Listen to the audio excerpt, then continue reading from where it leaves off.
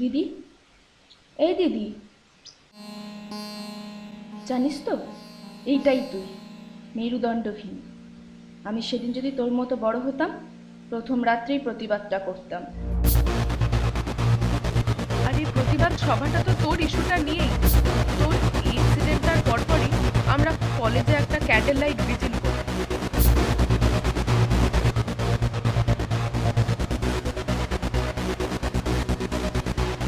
News চ্যানেলে Korea rape কেসের ঘটনাটা।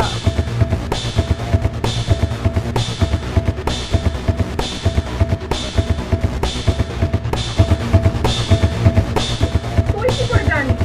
কই, ওরা তো কোনো নাম বলছে না।